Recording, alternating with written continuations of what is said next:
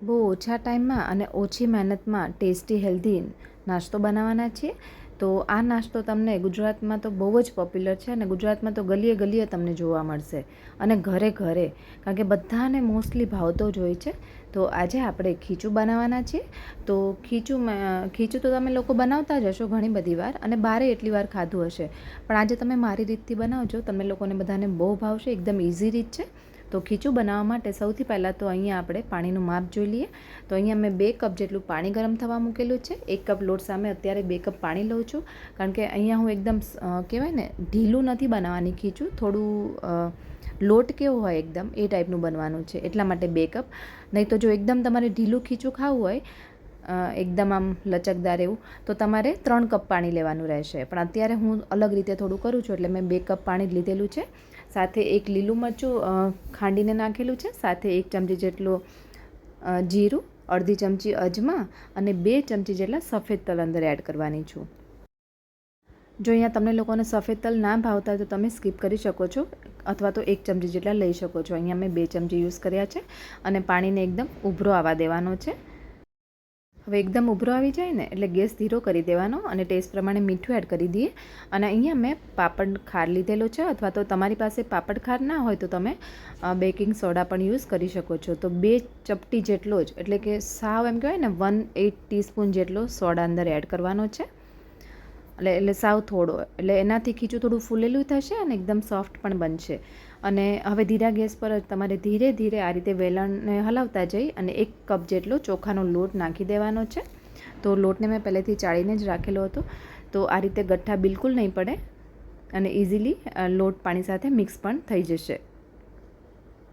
તો ધીરે ધીરે એને ફેરવતો જવાનું એક જ ડાયરેક્શનમાં, એટલે ગઠ્ઠા નહીં પડે. તો જો આ રીતનો લોટ પાણી સાથે એકદમ સરસ મિક્સ થઈ ગયો છે. હવે આપણે આના અંદર તેલ એડ કરી દઈએ. અત્યારે ગેસ એકદમ ધીરો જ રાખેલો છે મેં. તો 1 થી 2 ચમચી જેટલું તેલ એડ કરવાનું, કારણ કે આપણે ઉપરથી પણ તેલ નાખવાના જ છીએ. અને ભારોભાર કોથમીર યુઝ કરી છે, એકદમ ઝીણી સુધારેલી.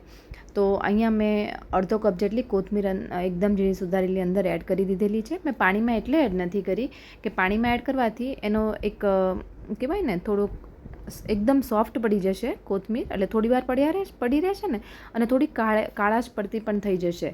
તો આ રીતે જ્યારે લોટ નાખી દઉં ને પછી લાસ્ટમાં મેં કોથમીર એડ કરી છે, તો આનાથી ગ્રીન કલરે જળવાઈ રહેશે અને સુગંધે સરસ આવશે. તો આ રીતે કોથમીર નાખી અને તેલ નાખીને પહેલાં મિક્સ કરી દઈએ લોટને. અને આને ઢાંકીને હું આના અંદર જ બાફવા દઉં છું. તો મેં 8 મિનિટ જેવું બાફ્યો હતો, તો પણ એકદમ સરસ બફાઈ ગયો છે. અને ગેસની ફ્લેમ એકદમ લો રાખવાની છે આ ટાઈમે. અને વચ્ચે વચ્ચે 2 થી 3 વાર તમારે આ રીતે વેલણથી જ હલાવવાનું.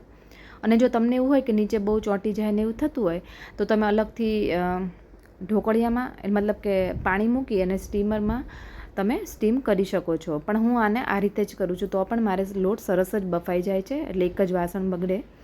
તો આ રીતે જો તમને ખ્યાલ આવી જ જશે. આ વરાળનું પાણી થાય ને એટલે એ અંદર પડશે, એટલે એકદમ સોફ્ટ થતો જશે અને એકદમ સરસ ખીચું પાકી ગયું છે જો.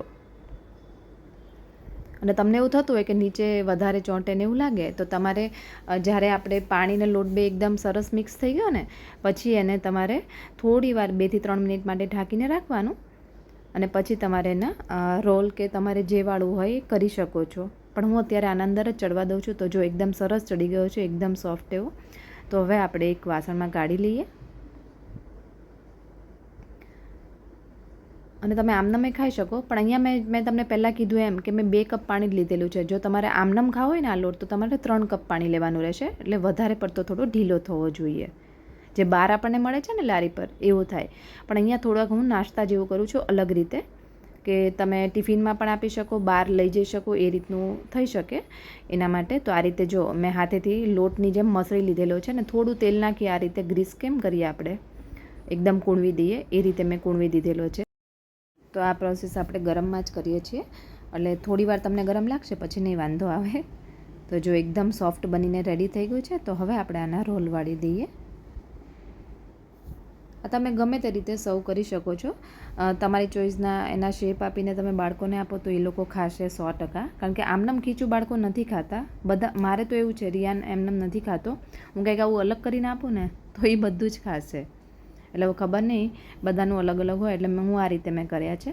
હવે આપણે આ રીતે રોલ થઈ જાય ને એટલે એને મેં થોડા ચપ્પુને છે ને તેલવાળું કરી આ રીતે કટ કરી દીધેલા છે નાના નાના પીસ.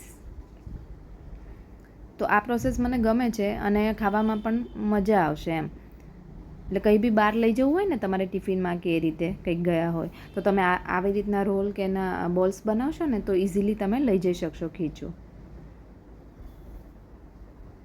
તો કેટલા સરસ રેડી થઈ ગયા છે. તો હવે ઉપરથી આપણે એમ કહેવાય ને કે સિંગ તેલ એડ કરવાનું, કારણ કે તેલ વગર આપણું ખીચું તો અધૂરું જ છે. એટલે મેં પહેલાં ઓછું તેલ નાખ્યું છે ને અત્યારે ઉપરથી તેલ નાખીશ. અને મેથી મસાલો, તો મેથી મસાલાથી એનો ટેસ્ટ બહુ જ સરસ આવશે. એટલે કે આપણે જે અથાણામાં યુઝ કરીએ છીએ ને સાંભાર, એ છે મસાલો. અને જો એ ના હોય તો તમે લાલ મરચું પણ ઉપર એડ કરી શકો છો અને આમનામ પણ ખાઈ શકો છો. તો કોને કોને ખીચું બહુ ભાવે છે કમેન્ટમાં જરૂરથી કહેજો. મારું તો બહુ જ ફેવરિટ છે. તો ચલો ફરી મળીએ એક નવી રેસીપી સાથે. Thank you.